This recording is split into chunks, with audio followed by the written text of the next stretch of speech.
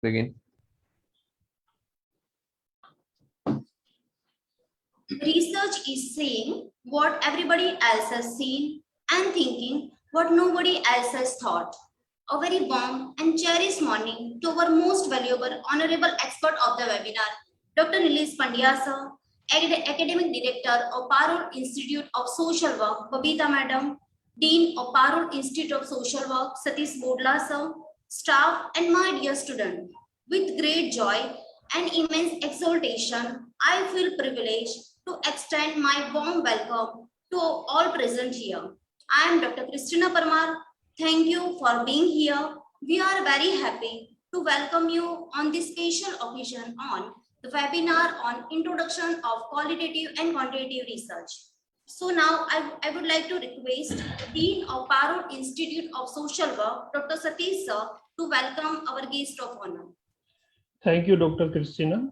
Respected guest of the day, Dr. Nilesh Pandya sir, Assistant Professor, Department of Education, Children University, Gandhinagar. Team PU webinar, coordinators of the webinar, Dr. Christina Parmar, my esteemed faculty members and dear participants. Today is really a matter of pride and privilege for me to welcome you all in this on the webinar on qualitative and quantitative research. As being a social worker and being a researcher, you know well about the relevance of this particular topic. And it was very much essential. Once you started your research in any field, you need to be familiar with the qualitative and quantitative components and what kind of methodology, what kind of tools can be used under this particular two designs. So I hope this whole exercise, this sessions will be very informative for all of us and will help you in your researches as well as in your field work. So without taking much time, once again, I welcome you in those webinar. Thank you so much. Over to you, Krishna ma'am.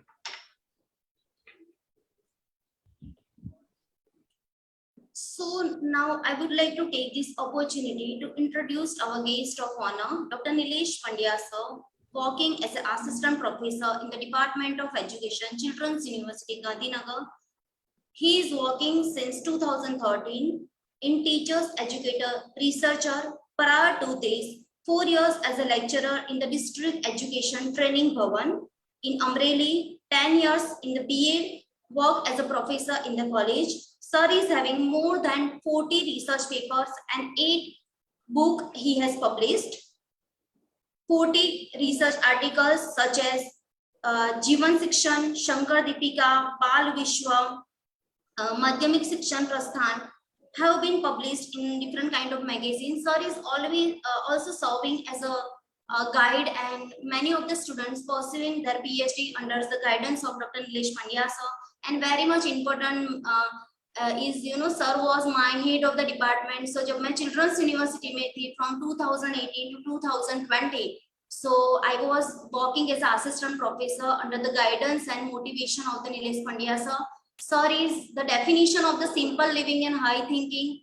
बहुत अच्छे से उन्होंने हमें team work सिखाया है कि how we have to work in a team. We are more than we are gurus like a teacher. Today is a Guru Purnima. So sir, very happy to see you, very happy to have you here.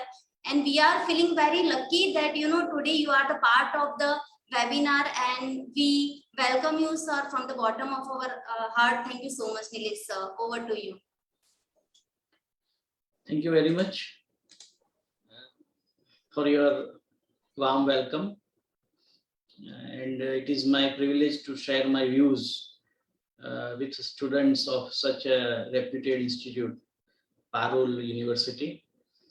As I very much happy today that I am going to deliver my lecture to a Faculty of Social Work students.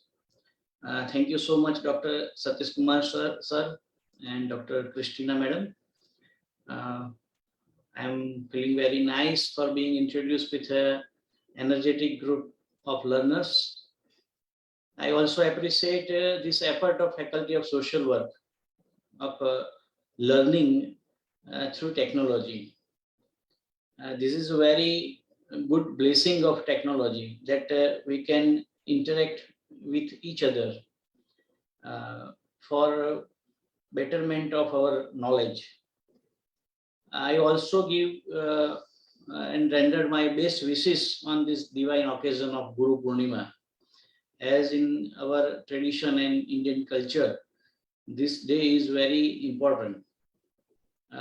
We also celebrate this day as a Vyas Purnima, and very famous slok we recite frequently. There is Guru Brahma, Guru Vishnu, Guru Devo Maheshwara, Guru Sakshat Parabrahma Tasmai Shri Guruve Namah. तो हमारे जीवन में जो भी व्यक्ति आते हैं हमें कुछ ना कुछ सिखा कर जाते हैं, तो उनके प्रति हम अपने कर्तव्य का भाव, उनकी अभिनंदना करते हैं, उनकी वंदना करते हैं। और हम जो ज्ञान की दिशा में आगे बढ़ रहे हैं, we are going ahead in the direction of achieving knowledge, तो उसमें भी हमें सहना भवतु सहनो भुनक्तु सहवीर्यं करवावहे तेजस्विनावधीतमस्तु मा विद्विषावहे। हमें साथ मिलकर चलना है, हमें साथ तपस्या करनी है, हमें ज्ञान की साधना करनी है, साथ मिलकर साहस करना है ज्ञान को पाने के लिए, क्योंकि ज्ञान की आराधना एक साहस का विषय है। It is something like venturing in the unknown field of knowledge, as you are all are now venturing in the field of research, and that is why this kind of efforts will become very much useful to all of you to be a good researcher, क्योंकि research उसे कहते हैं कि जिसमें ज्ञान का surgeon होता है। We are adding something to existing component of knowledge. We are trying to contribute in the quantity of knowledge and also in the quality of knowledge. Today we are going to discuss about qualitative and quantitative research. We have only 1 hour to discuss the topic, and all participants are joined with webinar, this webinar with different links. So it is not possible to interact with you all, but you can send your questions and queries to Christina Madam. So we would try to answer it after some time. Quantity and quality two different aspects of any kind of work. We are doing research, we are learning, we are getting knowledge, or we are doing some work in our day-to-day life. There also we have 2 aspects, quantity and quality. Quantity को हम परिमाण बोलते हैं, उसे quantity को हम measurement के तरीके, size और उसके हिसाब से हम समझने का प्रयत्न करते हैं. Where quality is a different thing, it is a subjective phenomenon. I am going to share presentation with you all.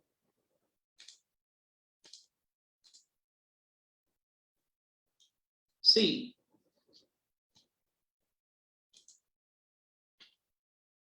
what is quantity and what is quality? The main difference between quality and quantity is the fact that quality refers to the characteristic or feature of something, whereas quantity refers to the numerical value of something. हम जिसे लक्षण कहते हैं, गुण कहते हैं, किसी भी चीज का जो लक्षण है, लाक्षणिकता है, उसका जो स्वभाव है, उसका संबंध क्वालिटी के साथ है, गुणवत्ता के साथ है, जबकि क्वांटिटी का संबंध है उसके मापन से, उसके मेजरमेंट से संबंध है। तो किसी भी चीज को हम देखते हैं तो उसको हम अगर नापते हैं, तोलते हैं, तो उसके हिसाब से हमको एक वैल्यू मिलती है, दैट इज न्यूमेरिकल वैल्यू. तो we can treat it as a quantity. और कोई भी चीज का अगर हम अनुभव करते हैं और वह चीज की कोई सुंदरता है, उसका जो भाव है, उसकी जो अभिव्यक्ति है, उसकी जो प्रस्तुति है, उसकी जो उपयोगिता है, यूटिलिटरी वैल्यू है, उसको हम क्वालिटी के साथ जोड़ते हैं. Quality is subjective whereas quantity is not.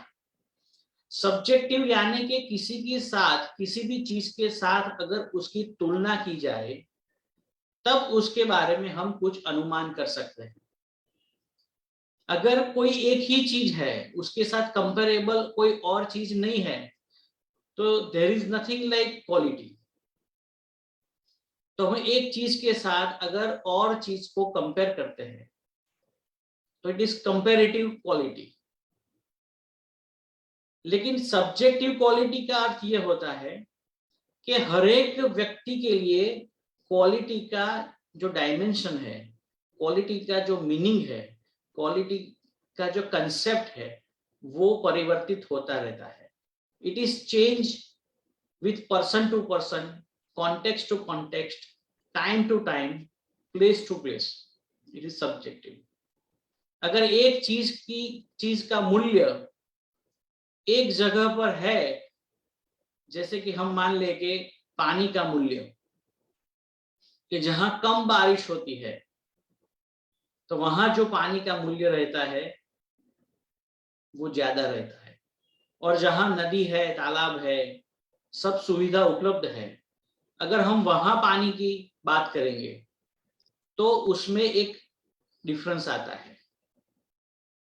Quality is a measure of excellence or of a state of being, where quantity, on the other hand, is the extent, size or sum of something.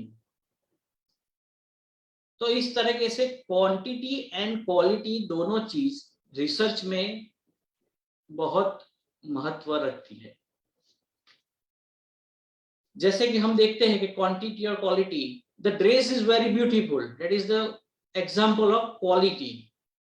तो beauty is a expression of something.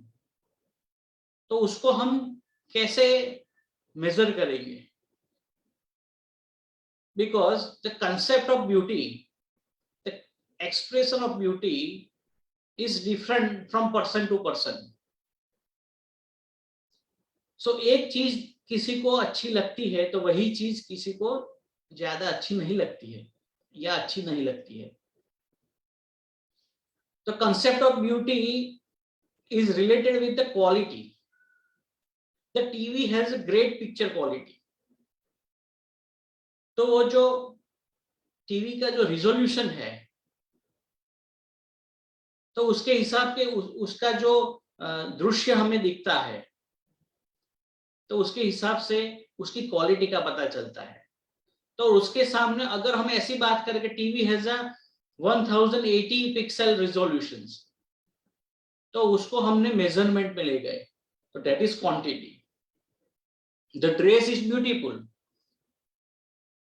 लेकिन dress cost ₹350, तो उसका जो मूल्य हमने बताया, it is related with quantity. The students are smart, तो smart है, इंटेलिजेंट है, ओबीडियंट है, तो वो स्टूडेंट का जो ग्रुप है उसकी क्वालिटी बताते हैं. There are 30 students in the class, तो इट इज न्यूमेरिकल वैल्यू. तो कितने स्टूडेंट है? तो 30 स्टूडेंट्स है. तो ये जो दो पहलू है किसी भी चीज के, वही रिसर्च में भी हमें ध्यान में लेना है. हम कोई भी रिसर्च करते हैं तो उसमें हम रियलिटी का पता लगाने का प्रयत्न करते हैं. What is the reality? What is the state of reality? तो सोशल साइंसेस में, जैसे कि सोशल वर्क, वो भी एक सोशल साइंस है. एजुकेशन फैकल्टी में सोशल साइंस है, साइकोलॉजी है, सोशियोलॉजी है. तो जिसमें मनुष्य का व्यवहार महत्व का है और जिसमें ह्यूमन बिहेवियर के बारे में स्टडी करना है, तो उसमें जो भी रियलिटी है, it is lied in the quality. It is expression, it is the feelings, it is the description, it is the words. But जब हम उस रियलिटी को जो शब्द में है, जो बयान में है, जो वर्णन में है, उसको नापने के लिए, एनालिसिस करने के लिए हम वर्बल एक्सप्रेशन को न्यूमेरिकल एक्सप्रेशन में कन्वर्ट करने का प्रयास करते हैं, जिससे कि जो कॉम्प्लेक्सिटी है, रिसर्च के डेटा की जो कॉम्प्लेक्सिटी है, उसको हम सिंपल कर सके। तो उसका मीनिंग हम समझे, a type of educational research in which the researcher decides what to study, क्या किस बारे में अभ्यास करना है, वो रिसर्चर तय करता है रिसर्च शुरू करने से पहले। तो it is a predetermined in the mind of researcher. तो ऑब्जेक्टिव है वो क्वांटिटेटिव रिसर्च में हम पहले से निश्चित करके आगे बढ़ते हैं। Whereas in the qualitative research, a type of research in which the researcher relies on the views of participants. It means that research evolves step by step as researcher gets responses from the participants. जैसे जैसे संशोधन में संशोधन आगे बढ़ेगा और उसका data collection का कार्य आगे होगा, उसमें से जैसे जैसे रियलिटी उसको पता चलेगी, उस हिसाब से अपनी रिसर्च के प्रोसेस को वो सेटअप करता जाएगा। तो रिसर्चर डिपेंड है ऑन द सिचुएशन। जैसे जैसे सिचुएशन में रिसर्चर इन्वॉल्व होगा, वैसे वैसे रिसर्च इवॉल्व होगा।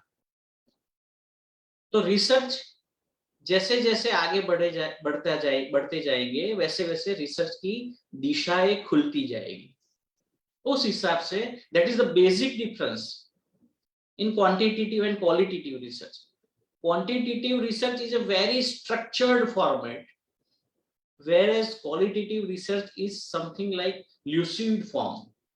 It is the knowledge, the nature of knowledge in qualitative research is amorphous. It is like liquid. We have to create our methodology as per the context. So that is the basic difference. Quantitative research looks at patterns in numeric data. जो संख्या है, जो प्रदत्त है, data हमको प्राप्त हुआ है, उसमें कैसी तरह तैयार होती है, पैटर्न तैयार होती है, उसको ढूंढने का प्रयास होता है। Whereas qualitative research gathers information that is not in the numerical form. वहां नंबर यानी कि संख्या होती नहीं है, वहां शब्द होते हैं, वहां वर्णन होता है, डिस्क्रिप्शन होता है। Quantitative research gathers data in numerical form which can be put into categories or measured in the units of measurement.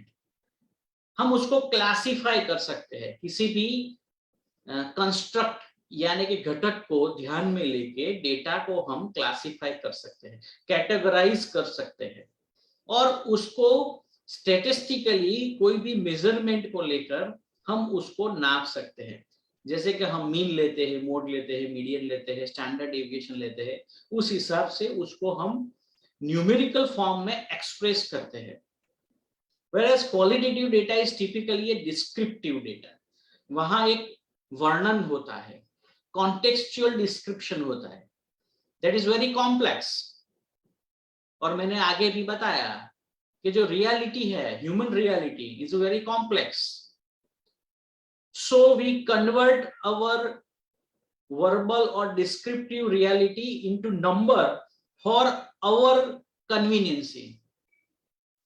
हमको अनुकूल पड़े उसके लिए जो रियल है, जो ह्यूमन रियलिटी है, जो बहुत कॉम्प्लेक्स है, क्योंकि उसमें व्यक्ति का परिवेश, व्यक्ति का स्वभाव, व्यक्ति का जो एजुकेशन बैकग्राउंड है, सोशल बैकग्राउंड है, वो सब प्रभाव करता है. तो अगर हम सीधे डिस्क्रिप्टिव डेटा के साथ डील करते हैं So we have to face so much challenges, and it may become time consuming process. To complete our research in a particular time, predetermined procedure, we have to go in numerical form. So it means that human reality is always in description. जैसे कि हम एक उदाहरण ले लें, एक किसी को हम पूछते हैं, क्वेश्चन पूछते हैं, और उसमें रेटिंग स्केल होता है, 5 point rating scale, 3 point rating scale, और इसमें एक स्टेटमेंट है कि मैं नियमित अच्छी पुस्तकें पढ़ता हूं. तो this statement is basically a description. लेकिन अगर हम पर्सन टू पर्सन ऐसा पूछे कि आप कैसी पुस्तकें पढ़ते हैं, आप एक वीक में कितनी पुस्तकें पढ़ते हैं, एक महीने में कितनी पुस्तकें पढ़ते हैं, तो कई सारे आंसर्स, रिस्पॉन्सेस हमें मिलेंगे, और वो सब रिस्पॉन्सेस को हम कलेक्ट करेंगे. Then we can get descriptive data which is very difficult to analyze. उसमें ज्यादा वक्त लगेगा, ज्यादा एनर्जी लगेगी, एक्सपर्टाइज लगेगी, because it is not easy to deal with such kind of data. तो हमने क्या कर दिया कि उस स्टेटमेंट के सामने हमने 3 कैटेगरी रख दी, 5 कैटेगरीज रख दी, और इंटेंसिटी के हिसाब से मैं ऑलवेज, समटाइम्स, नेवर, ऐसी कैटेगरी करके हम उसमें एक रिस्पॉन्स ले लेते हैं. And we can give some value to that response.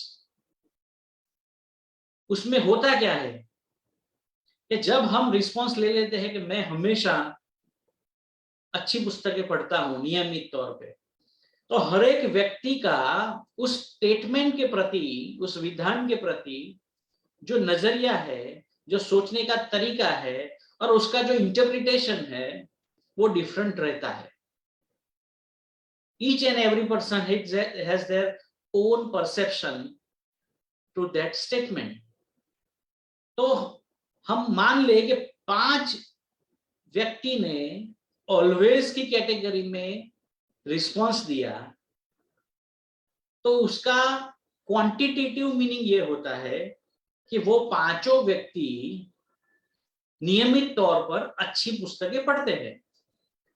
But that is not reality. हम अगर 5 व्यक्ति से पर्सनल मिले और उनसे पूछे कि आपके हिसाब से अच्छी पुस्तकें कौन सी है, तो एक व्यक्ति बताएगा कि एडवेंचरस जो लिटरेचर है वो मेरे लिए अच्छी पुस्तक है. कोई दूसरा व्यक्ति बताएगा कि मोटिवेशनल जो लिटरेचर है वो मेरे लिए बढ़िया है, उसे मैं अच्छा मानता हूं. कोई बताएगा कि नॉवेल्स और जो स्टोरीज है, शॉर्ट स्टोरीज, वे सब मेरे लिए है.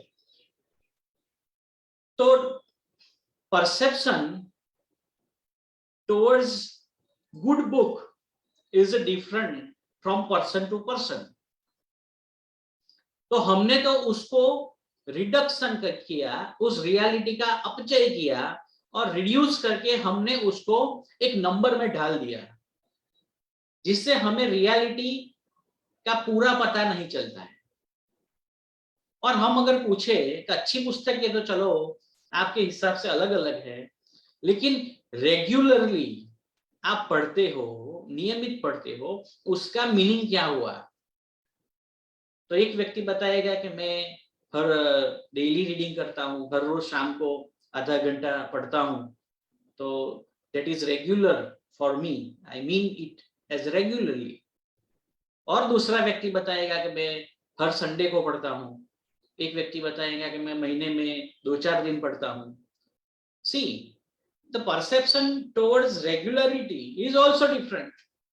So how can we justify that each and every person who gave the response on the always category is the same or similar with each other? That is the limitation of quantitative research. Understand? qualitative data is typically a descriptive data. So descriptive data is very difficult to deal with. So we have emerged such kind of statistical system, statistical analysis techniques to understand the data. But again, I would like to say the human reality is always complex and it lies in the description. This type of data can be used to construct graphs and tables. Quantitative data can be represented in the graphs and tables, which is very easy to understand. We can express complex data in a very simple form like graphs and tables. But in the qualitative data, we have to describe the word-to-word expression of respondent, and then we can analyze that words and sentences and the context of sentences with their non-verbal communication. We have to read between the lines to understand what is trying to convey in the form of that description. When you think of qualitative data, think of the word quality. The quality word is very important because in qualitative analysis, we are taking a deep quality look at a phenomenon. जो घटना है, जो event बनी है, we cannot compare each and every event straight away. अगर कोई भी घटना घटी है तो उस कॉन्टेक्स्ट में उसका जो आकलन है वो अलग अलग रहता है, उसको देखने का नजरिया भी अलग अलग रहता है. आप किसी भी घटना को अपने जीवन में, हम कई घटनाओं से गुजरते हैं, तो प्रत्येक घटना के तरफ अपना जो रवैया है, नजरिया है, अपना जो एटीट्यूड है वो अलग अलग रहता है. क्यों रहता है? क्योंकि उस घटना के दौरान हमारी जो मनस्थिति है, हमारा जो दृष्टिकोण है वो बदलता रहता है. तो एक इवेंट में हम उसके प्रति अच्छा रिस्पॉन्ड करते हैं और वैसे ही दूसरी घटना के प्रति हम नाराजगी व्यक्त करते हैं. तो this is the reality, the human reality. That is why human reality is very complex. Quantitative research and qualitative research में क्या मेथड्स रहते हैं, क्या टूल्स रहते हैं, कैसे कार्य करते हैं? क्वांटिटेटिव रिसर्च में एप्लीकेशंस फॉर्म्स, जैसे कि कोई भी डेटा हम कलेक्ट करते हैं उसमें फिलअप करते हैं form, that is one kind of data collection. Close ended questioners, close ended यानी कि उसको यस और नो में आंसर देना है और किसी कैटेगरी में फिक्स है उसमें उसको चयन करना है.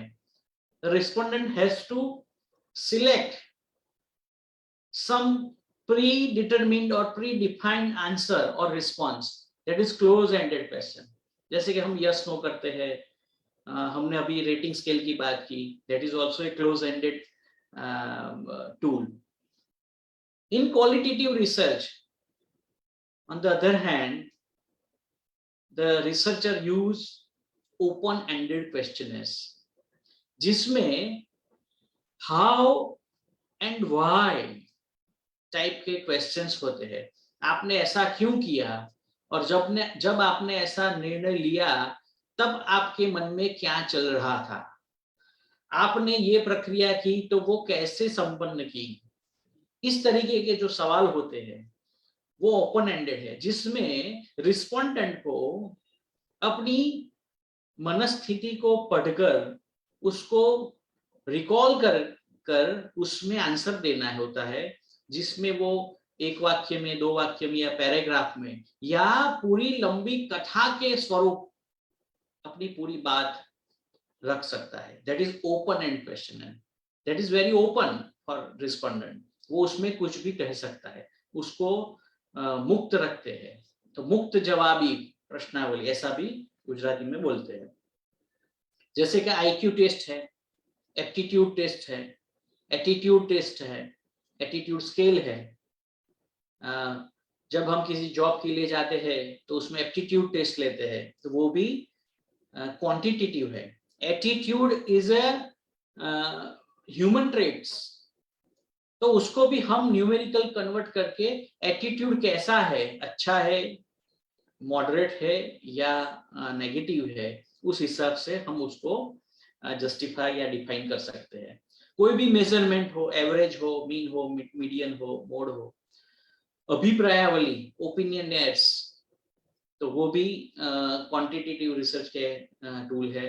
रेटिंग स्केल जिसकी बात हमने की, 5 point rating scale, 3 point rating scale, 7 point rating scale, ऐसे अलग अलग स्वरूप के रेटिंग स्केल होते हैं। क्वालिटेटिव रिसर्च में डायरी राइटिंग, जैसे कि हम रोज बरोज के जो जीवन के अनुभव होते हैं उसको डायरी में लिखते हैं। Researcher can give the task to respondent to prepare diaries to get the qualitative data.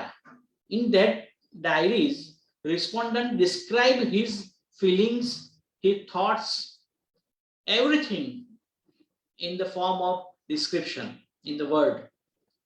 Afterward, the researcher analyze that diary, that description, and try to get some findings about perception or thinking or mental state or state of sentiments about the person, about the respondent.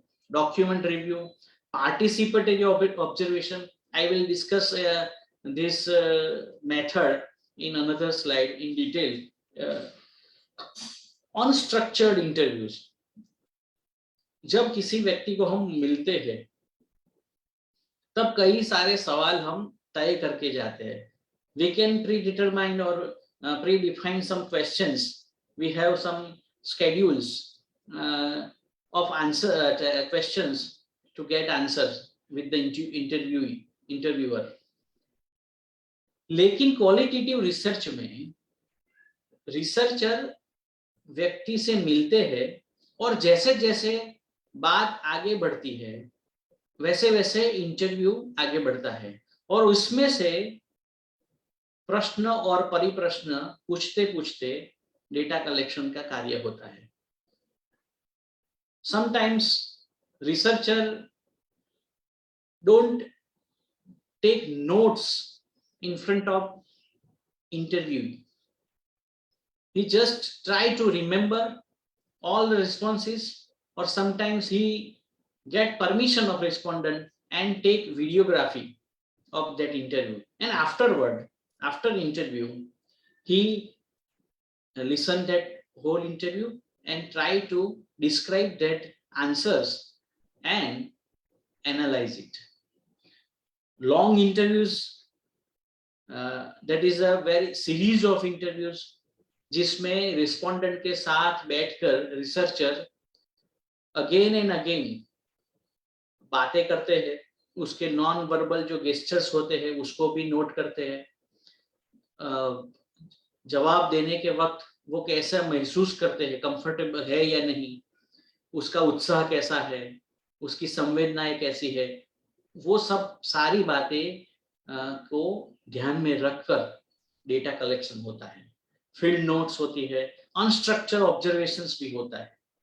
तो इस तरीके से qualitative research में researcher के पक्ष में ज्यादा fine tuning और उसको बोलते हैं कि जैसे वेरी कीन वर्क की अपेक्षा रहती है। और क्वांटिटेटिव रिसर्च में there are standardized tools in which respondents give their responses and researcher assign some value to each response and get measurements and statistical data. With the help of statistical techniques, he derives some findings. That is the basic tools for both techniques. Participatory observation is a very useful technique in education and social work also. It is described by Lindman in 1924 in his book Social Discovery. जैसे कि सामाजिक परिवेश में मानव नृवंश शास्त्र जिसे बोलते हैं anthropology, वो मानवीय संस्कृति में कैसे कैसे बदलाव आते हैं और मनुष्य अपना कैसे विकास करता है उसको समझने के लिए जो शास्त्र है उसे एंथ्रोपोलॉजी कहते हैं। और उसमें रियलिटी को समझने के लिए पार्टिसिपेंट को ऑब्जर्वर के साथ मिलना पड़ता है, बैठना पड़ता है, बातें करनी पड़ती है। The essence of participant observation is that you as the researcher observe the subject of research either by participating directly in action as a member of study population or as a pure observer.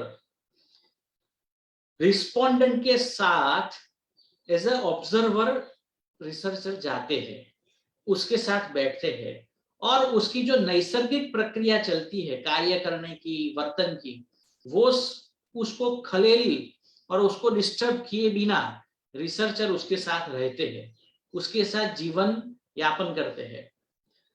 कई बार ऐसा भी होता है कि participant को या subject को पता होता है कि ये हमारे साथ कुछ डेटा लेने आए हैं या ये ऑब्जर्वेशन का कार्य कर रहे हैं, और कई बार ऐसा होता है कि ऑब्जर्वर है ऐसा पता नहीं चलता, ऐसे पार्टिसिपेंट के साथ घुल मिल जाते हैं और उसको पार्टिसिपेटरी ऑब्जर्वेशन के तौर पर वो उनमें से ही एक है ऐसे बिहेव कर रियल डेटा कलेक्शन का प्रयास होता है। जैसे कि कॉलेज स्टूडेंट के साथ रिसर्चर कॉलेज स्टूडेंट बन जाए और उसके क्लास में बैठे, कैंटीन में बैठे, उसके साथ ट्रांसपोर्टेशन में बात करे और यंगस्टर के ऐसा सोचते हैं, वो किस तरीके के एटीट्यूड्स है उनके, वो सब बातों का पता चलाने का प्रयास होता है। You do not participate in the action but are still present on the scene. For example, observing workers in the manufacturing plant or discussions in the boardroom. कोई फैक्ट्री में कर्मचारी कार्य करते हैं तो उसमें उसके साथ जाना है और उनकी वर्किंग कंडीशन को स्टडी करना है, तो उसके साथ हर रोज उनके समय पर जाना है, उनके साथ कार्य करना है और उसके साथ बातें करनी है, उनके साथ दोपहर का लंच लेना है।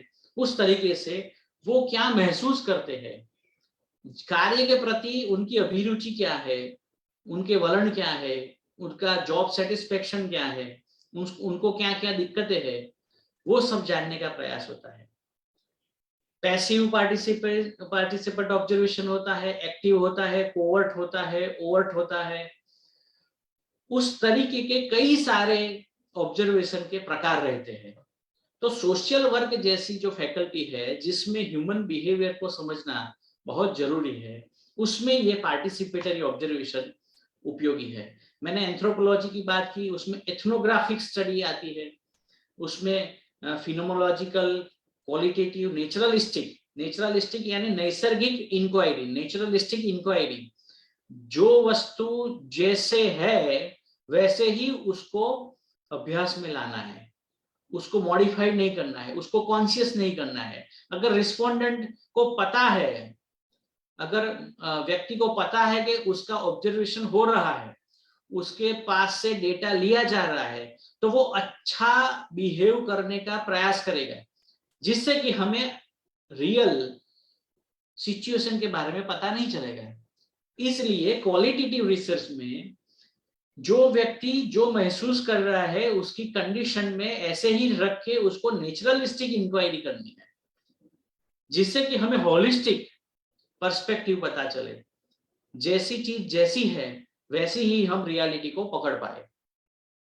जैसे कि કોઈ ખાસ જ્ઞાતિના લોકોનું જીવન કેવી રીતે જીવન યાપન કરે છે, કેવી રીતે વિચારે છે, કેવી રીતે વર્તન કરે છે, કેવી રીતે નિર્ણયો લે છે, कोई समुदाय છે, कम्युनिटी છે, कोई ऑर्गेनाइजेशन છે, एमा डिसीजन मेकिंग कैसे होता है, तो वो जो प्रोसेस है उसमें क्या क्या अड़चने आती है, कैसे कोई डिसीजन जल्दी नहीं लिया जा सकता, वो सब स्टडी करने के लिए हमें उनके साथ रहना पड़ता है।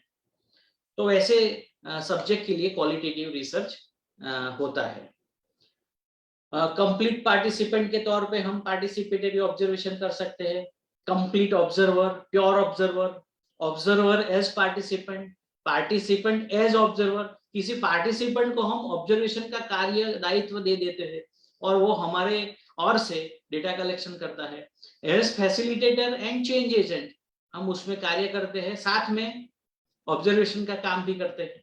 एज नैरेटर, ऐसे अलग अलग भूमिकाएं होती है ऑब्जर्वेशन की, जिससे पार्टिसिपेटरी ऑब्जर्वेशन इफेक्टिव होता है। आगे बढ़ते हैं, इसको स्किप करते हैं। हम क्वालिटेटिव रिसर्च कहाँ उसको प्रयोग में ला सकते हैं? Need to capture accurate in depth science, जब हमको सब्जेक्ट के बारे में इन डेप्थ इंफॉर्मेशन चाहिए तब हम क्वालिटेटिव रिसर्च यूज कर सकते हैं। जब हमको बड़े पैमाने पे लार्ज स्केल पे स्टडी करना है तो हम क्वांटिटेटिव रिसर्च में जाएंगे, जैसे कि सर्वे करना है, व्हाट इज द स्टेटस, उसकी स्थिति जाननी है, तो हम क्वालिटेटिव नहीं क्वांटिटेटिव रिसर्च में जाएंगे। अगर हमको कुछ नया विचार या प्रिंसिपल, सिद्धांत तय करना है तो हम सिर्फ क्वालिटेटिव रिसर्च के तौर पर ही हम ऐसे प्रिंसिपल्स, सिद्धांत प्रतिपादित कर सकते हैं। तो इससे आपको पता चलेगा कि क्वालिटेटिव रिसर्च कब सिलेक्ट करना है और आपकी समस्या या आपका सब्जेक्ट कैसा है, उसमें कौन सी टेक्निक और कौन सा रिसर्च अच्छा रहेगा, वो हमें तय करने में सुलभता रहती है। तो दोनों के पर्पस क्या है? What is the purpose of quantitative and qualitative research? Qualitative research का पर्पस है to understand and interpret social interactions, जो सामाजिक अंतरक्रिया रहती है उसको समझने के लिए और उसका अर्थघटन करने के लिए हमें क्वालिटेटिव रिसर्च में जाना चाहिए। आप सोशल वर्क में पढ़ रहे हैं, सोशल वर्क के अलग अलग क्षेत्र में कार्य कर रहे हैं, तो उसमें फील्ड में भी जाना होता है, वहां सब ह्यूमन है और उनका जो इंटरैक्शन है वो एक कैसे डिसीजन करते हैं, एक दूसरे के साथ कैसे मिलते हैं, उनमें संघर्ष की स्थिति क्या है, सहकार की स्थिति क्या है, वो सब समझने के लिए कॉन्फ्लिक्ट रिजोल्यूशंस कैसे करते हैं, तो वो समझने के लिए हमें क्वालिटेटिव रिसर्च के द्वारा उनको समझना चाहिए। अगर हम किसी उत्कल्पना या परिकल्पना को टेस्ट करना चाहते हैं, क्वांटिटेटिव रिसर्च में जाएंगे to test hypothesis, look at the cause and effect relationship, उसको बोलते हैं कार्य कारण संबंध। अगर हमको समझना है कोई चीज घटती है तो उसके लिए कौन सा परिबड़ जिम्मेवार है, वो समझने के लिए हमें क्वांटिटेटिव रिसर्च में जाना पड़ेगा। अगर हमको कोई अनुमान करना है, if we wish to make predictions, तो उसमें आकलन करना है, अनुमान करना है, भविष्य के बारे में कुछ आगाही करनी है, then we should go with quantitative research. वैसे क्वांटिटेटिव रिसर्च में होता क्या है, हम प्रवर्तमान स्थिति और डेटा के आधार पे उसमें रिलेशनशिप एस्टैब्लिश करते हैं कि ये दो चल के बीच ऐसा संबंध है, पॉजिटिव है, नेगेटिव है। अगर कोई घटना घटती है तो उसके लिए ऐसे ऐसे फैक्टर्स रिस्पॉन्सिबल रहते हैं, तो दैट इज क्वांटिटेटिव रिसर्च। कौन से ग्रुप स्टडी में हम सिलेक्ट करते हैं? तो क्वालिटेटिव रिसर्च में स्मॉल ग्रुप होते हैं, उसमें ज्यादा बड़े लार्ज स्केल पर सैंपल लेने की जरूरत रहती नहीं है। सिलेक्टेड वेरी स्मॉल ग्रुप, उस पे इन डेप्थ स्टडी होती है, उसमें स्केल बड़ा नहीं होता है, नंबर ऑफ पार्टिसिपेंट या नंबर ऑफ रिस्पोंडेंट ज्यादा नहीं होते हैं, ग्रुप स्मॉल होता है, लेकिन उनके साथ इन डेप्थ इंक्वायरी होती है, जिससे कि हमें रियलिटी ज्यादा अच्छे से मालूम हो। नॉट रैंडमली सिलेक्टेड, जो रैंडमाइजेशन होता है उसको यादृच्छिकीकरण बोलते हैं, आकस्मिकता, रैंडमाइज करते हैं सिलेक्ट, जिसमें कि रिसर्चर का कोई इन्वॉल्वमेंट नहीं होता है, वैसे सैंपल लेने की क्वालिटेटिव रिसर्च में जरूरत नहीं है। आपके पास जो भी पर्पसिव सैंपल है, नॉन प्रोबेबिलिटी सैंपलिंग है, जिसको हम पर्पसिव सैंपल कन्वीनियंट सैंपलिंग बोलते हैं, है ना। जो हमारे पास सैंपल अवेलेबल है उसका यूज कर हम हमारी रिसर्च की प्रक्रिया आगे बढ़ाते हैं। तो जो ग्रुप्स सिलेक्ट करते हैं वो स्मॉल होता है और उसमें रेंडमाइजेशन की ज्यादा जरूरत रहती नहीं है। लेकिन क्वांटिटेटिव रिसर्च में लार्ज स्केल पर कार्य किया जाता है, जैसे कि पूरे जिले का डेटा है, स्टेट का डेटा है, वैसे बड़े स्केल पर रिस्पोंडेंट्स को सिलेक्ट करते हैं और उसके पास से डेटा कलेक्शन का कार्य होता है। और उसमें रेंडमाइजेशन इज मस्ट, उसमें यादृच्छिकीकरण करना पड़ता है और उसमें लॉटरी टेक्निक या मशीन के हिसाब से या कोई ऐसी टेक्निक सिलेक्ट करनी पड़ती है जिससे कि हम रेंडमली सैंपल को सिलेक्ट कर पाए। इससे होता क्या है, रेंडमाइजेशन से क्या होता है कि आपके जो परिणाम है, आपके जो फाइंडिंग्स है, वो किस पर लागू किए जा सकते हैं, उसका जनरलाइजेशन कितना हो सकता है, उस पर फर्क आता है। अगर हमने लार्ज स्केल पे डेटा लिया है और रैंडम सिलेक्शन किया है सैंपल का, तो उसके जो लेवल ऑफ जनरलाइजेशन है वो बड़ा रहेगा, हम उसको लागू कर सकते हैं। लेकिन जो क्वालिटेटिव स्टडी है उसको कॉन्टेक्सचुअल हम लागू कर सकते हैं, उसको जनरलाइज नहीं कर सकते हैं। तो यही डिफरेंस रहता है क्वालिटेटिव एंड क्वांटिटेटिव में। अब बात आती है कि वेरिएबल्स, हम जो चल पसंद करते हैं वो कैसे होते हैं। क्वालिटेटिव रिसर्च में study of the whole, not in the segments, उसको अलग अलग तौर पे नहीं देखा जा सकता, रियलिटी को पूरी कैप्चर करने का प्रयास किया जाता है। The researcher tries to conceive the reality as a whole, not in the part. तो उसको एक समग्र चित्र प्राप्त करना है और उसके हिसाब से वो किसी सिद्धांत को प्रतिपादित करने का प्रयास करता है। लेकिन क्वांटिटेटिव रिसर्च में स्पेसिफिक वेरिएबल को आइडेंटिफाई किया जाता है, सिलेक्ट किया जाता है और उसको स्टडी में सम्मिलित किया जाता है। The researcher specifically define, select some variables और उसको ध्यान में रखकर वो अपना अभ्यास करता है। टाइप ऑफ डेटा कलेक्टेड, जिसकी बात आगे भी आई थी, तो हमने उसको समझने का प्रयास किया कि जो क्वालिटेटिव रिसर्च है उसमें वर्ड्स है, शब्द है, नॉन वर्बल गेस्चर्स है, एक्सप्रेशंस है, इमेजेस है और कई सारे वस्तु भी हो सकती है। तो उसको समझने का प्रयास होता है। तो जो डेटा होता है उसमें नंबर होते नहीं है, उसमें चित्र होते हैं, उसमें वर्णन होते हैं। तो उसको समझने का प्रयत्न करते हैं। Whereas in quantitative research, the data must be in numbers, वो नंबर में होते हैं, स्टेटिस्टिक्स होते हैं।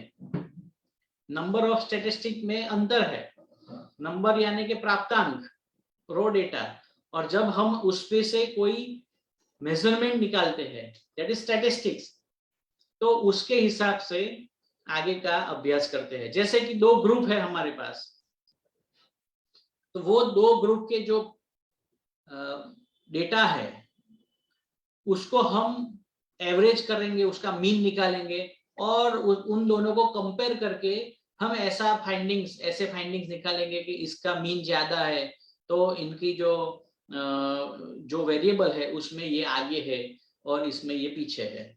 तो उस तरीके से फाइंडिंग्स निकालने का प्रयत्न होता है। तो that is type of data, दोनों में डिफरेंट रहता है। फॉर्म्स ऑफ डेटा कलेक्टेड, कैसे करते हैं डेटा, उसका स्वरूप कैसा होता है। Qualitative data such as open ended responses, interviews, participant observations, field note and reflections. जो क्वालिटेटिव रिसर्च है उसमें ओपन एंडेड क्वेश्चंस होते हैं, रिस्पॉन्स देने के लिए कोई पूर्व निर्धारित रिस्पॉन्सेस तय नहीं होते हैं। उसमें रिस्पोंडेंट जो भी अपने मन में आता है, उसकी जो भी अभिव्यक्ति है, उसकी जो भी लागनी है, संवेदना है, वो व्यक्त करता है। Whereas in quantitative data, precise measurement are necessary. Using structured and validated data collection instrument. Structured होता है, सब तय होता है, उसमें वैलिड होता है, प्रमाणभूत होता है, जो टूल होते हैं वो प्रमाणभूत होते हैं, उस तरीके का डेटा हमारे पास आता है। सबसे ज्यादा इंपॉर्टेंट है role of researcher. Qualitative research में researcher and their biases may be known to participate in the study and participant characteristics may be known to the researcher.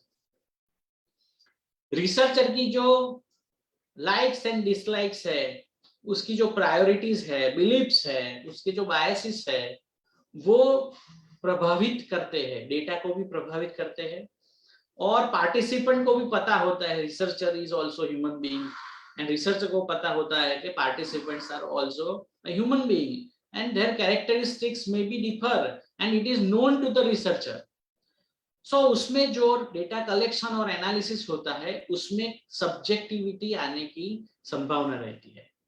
Quantitative research में their biases are not known to the participant, क्योंकि randomisation हो गया है, उसमें कौन से पात्र हमारे अभ्यास में आते हैं और कौन से नहीं, वो रेंडमाइजेशन में तौर होता है। तो रिसर्चर की कोई ऐसी उसके साथ आइडेंटिटी मैच नहीं होती है, तो रिसर्चर वो जानता नहीं है कि रिस्पोंडेंट कौन है, और उसको सिलेक्ट करने में रिसर्चर का बायस भी आया नहीं है। तो that is something very objective kind of study, उसको बोलते हैं अनात्मलक्षी, ऑब्जेक्टिव काइंड ऑफ स्टडी। उसके जो रिजल्ट्स आते हैं, क्वालिटेटिव रिसर्च के जो रिजल्ट है, पर्टिकुलरली और specified findings, that is less generalisable. उसका जो सामान्यकरण है, जनरलाइजेशन होता है, वो ज्यादा हो सकता नहीं है, क्योंकि डेटा छोटा है, जो सैंपल लिया है वो भी ग्रुप छोटा है, रेंडमाइजेशन नहीं हुआ है, और सब्जेक्ट जो है वो कॉन्टेक्चुअलाइज्ड है, उसके हिसाब से और पात्रों पे और बड़े पॉपुलेशन पे उसका जनरलाइजेशन संभव नहीं है। Whereas in quantitative research, generalization of findings can be applied to other population also. तो जो बेनिफिट है वो क्वांटिटेटिव रिसर्च में ये है कि हम जो तारण प्राप्त करते हैं वो तारण पॉपुलेशन पे हम लागू कर सकते हैं, उसको जनरलाइज कर सकते हैं, तो हमें एक बड़े पैमाने पे उसके हिसाब से हमें डिसीजन मेकिंग में यूजफुल रहते हैं। जो फाइनल रिपोर्ट्स हम लिखते हैं, that is one kind of narrative report with contextual description and direct quotations from research participant. Research participant ने जो कुछ भी कहा है, उसने जो कुछ भी वर्णन किया है, जो परिवेश में वर्णन किया है, उनका जो संदर्भ है, उसके साथ उसके हिसाब से एक वर्णनात्मक अहवाल हम संपन्न करते हैं, दैट इज नैरेटिव रिपोर्ट, उसमें वर्णन रहता है। इसका मतलब ये हुआ कि जिस रिसर्चर के पास शब्दों के साथ कार्य करने की ज्यादा कुने है, ज्यादा क्षमता है, वही क्वालिटेटिव रिसर्च अच्छा कर सकता है। जो समझने की, पढ़ने की, इंटरप्रिटेशन करने की, उसको एनालाइज करने की जो क्षमता है, वो हर एक रिसर्चर में होती नहीं है। तो जब हम रिसर्च की पसंदगी करते हैं, तब ये ध्यान में रखना है कि हमारा जो झोंक है वो किस तरफ है, हम नंबर से ज्यादा अच्छा कार्य कर सकते हैं या शब्द से, उसके हिसाब से हमें पसंदगी करनी चाहिए।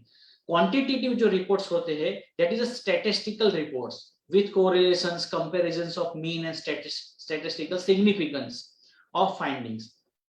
तो उसमें टेबुलेशन होता है, ग्राफ होता है, स्टैटिस्टिकल सिग्निफिकेंस होता है 0.05 लेवल, 0.01 लेवल, उस हिसाब से something like stereotype statistical report तैयार होते हैं।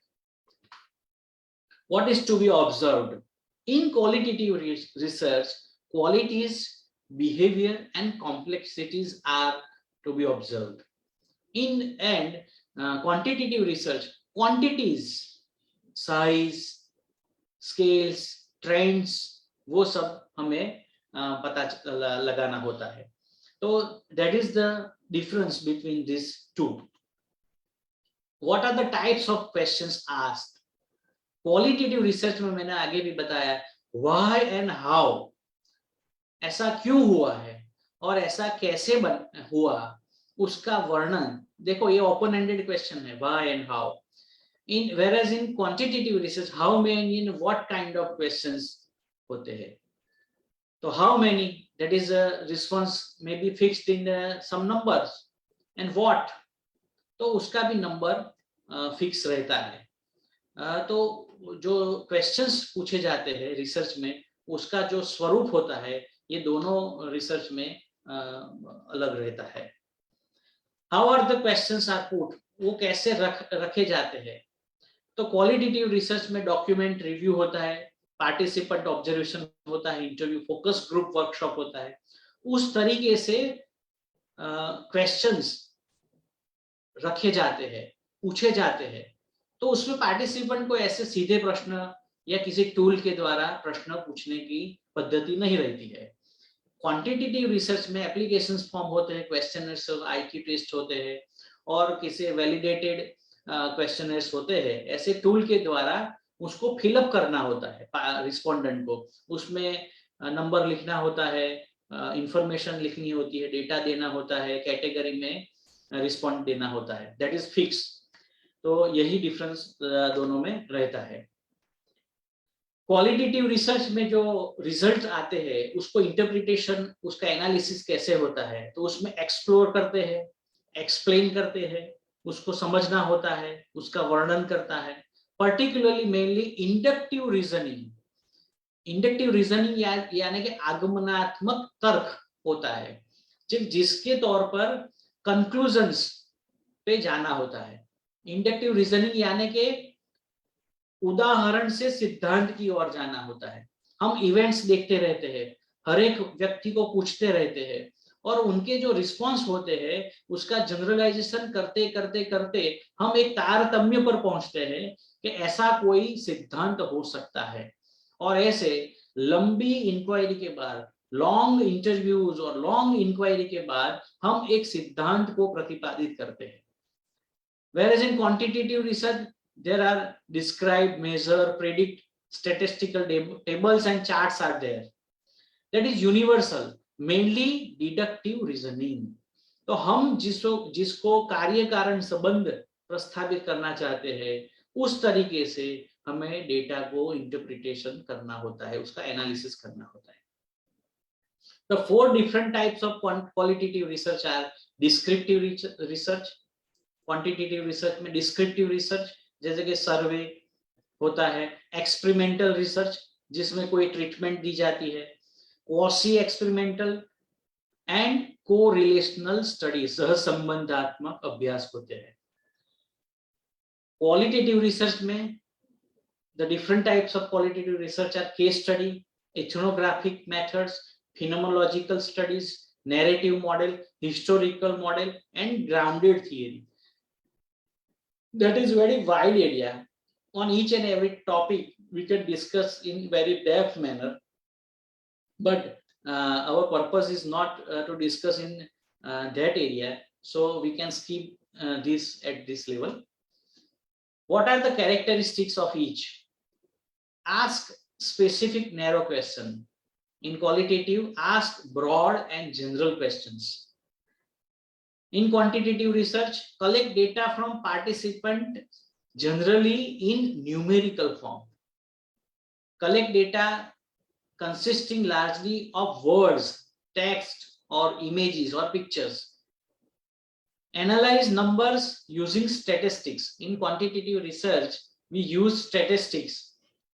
तो उसमें T score है, NOA है, NCOA है, F टेस्ट है, ऐसे स्टैटिस्टिक का प्रयोग कर हम नंबर को एनालाइज करते हैं।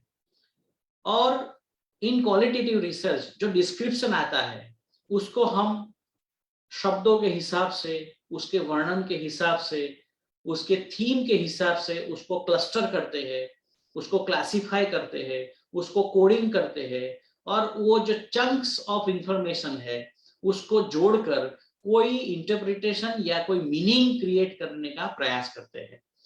तो जो कैरेक्टरिस्टिक्स है वो पूरी तरीके से दोनों में अलग रहता है। In quantitative research conduct the inquiry in unbiased, objective manner, उसमें रिसर्चर का कोई बायस इन्वॉल्व होता नहीं है। Whereas in qualitative research conducts inquiry in subjective biased manner. देखो बायस रहता है सब्जेक्ट, आखिर में रिसर्चर भी ह्यूमन बीइंग है, पार्टिसिपेंट भी ह्यूमन बीइंग है, तो ऐसा हो सकता है कि कोई स्टेज पर उसका बायस, उसके लाइक्स डिसलाइक्स या कोई बिलीफ उसमें इफेक्ट कर जाए, लेकिन उसको भी प्योर करने का, वैलिडेट करने के भी तरीके हैं। लेकिन कुल मिला के ये कह सकते हैं कि जो क्वालिटेटिव रिसर्च है वो सब्जेक्टिव है, इसीलिए हमने आगे बात की कि उसका जनरलाइजेशन ज्यादा हो सकता नहीं है। If time permits, then I can go ahead with some other aspect. Christina madam. Sir, we will organize phase 2, and in that, according to your convenience. Yes, sure. Because there are some another slots, sir, and we will discuss whatever is left, sir, in this webinar. Okay, fine. So I have tried to explain some basic components of both kind of research, qualitative and quantitative research. This webinar is all about the introduction for these two kind of research, and I feel that I have tried to explain some basic concept and basic difference of these two kind of research. Thank you very much, and I hope that we will meet again, and we try to go in deep for this topic in the future. Thank you very much.